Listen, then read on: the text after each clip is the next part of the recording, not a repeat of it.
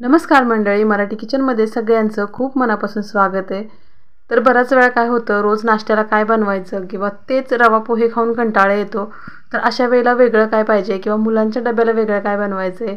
तर आज अशीच मी मस्त खमंग क्रिस्पी आणि पौष्टिक रेसिपी दाखवते। तर एक वाटी भरून मी इथं ना मसूरची डाळ घेतली आणि मसूरची डाळ मी अर्धा तास भिजत घातली होती।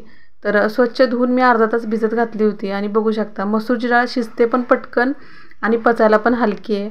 त्यासाठी इथं मी आता एक मिक्सरचं भांडं घेतलं आहे आणि डाळीमधलं थोडंसं पाणी काढलं आणि थोडंसं पाणी ठेवलं आहे तर डाळ वाटण्यासाठी।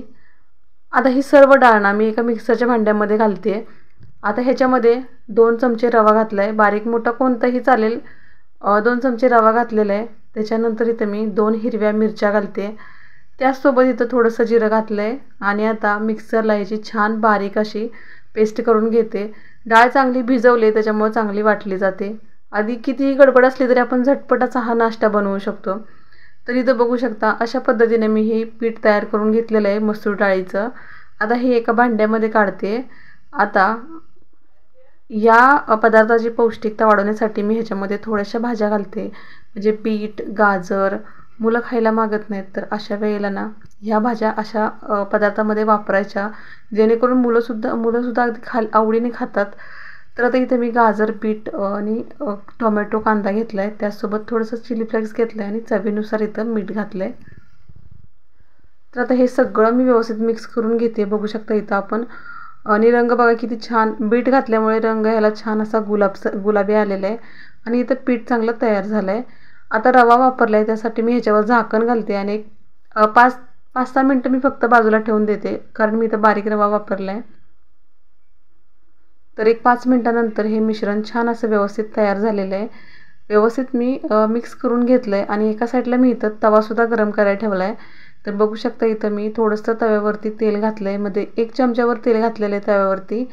त्याच्यानंतर हे पीठ अशा पद्धतीने मी तव्यावर पसरून घेते, खूप जाड नाही किंवा खूप पातळ नाही, अशा पद्धतीने मी हे पीठ तव्यावरती पसरून घेतलेलं आहे। तर आता ह्याच्या बाजूने थोडंसं तेल सोडणार आहे आणि झाकण ठेवून एक मीडियम गॅसवरती 2च मिनटं फक्त याला वाफ काढणार आहे।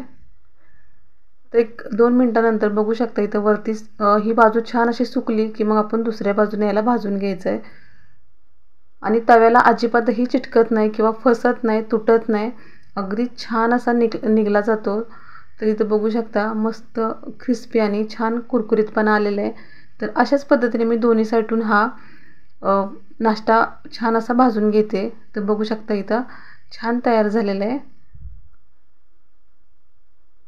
तर अशाच पद्धतीने मी बाकीसुद्धा करून घेते। तर बघा बऱ्याच वेळा मुलांना चपाती भाजी नको असतं, वेगळं काहीतरी पाहिजे असतं डब्याला, तर हे डब्यालासुद्धा देऊ शकता आणि नाश्त्यासाठी रोज तेच पदार्थ खाऊन कंटाळा आला असेल तर तुम्ही नाश्त्यालासुद्धा अगदी बनवू शकता। झटपट होणारा हा नाश्ता, त्यासोबत पौष्टिक, त्याचसोबत खमंग, अगदी कोणतीही चटणी, कोणतीही भाजी नसली तरी नुसता टेस्टी लागणारा, नुसता जरी आपण हा खाल्ला ना तरी टेस्टी लागणारा असा नाश्ता तयार झाला आहे।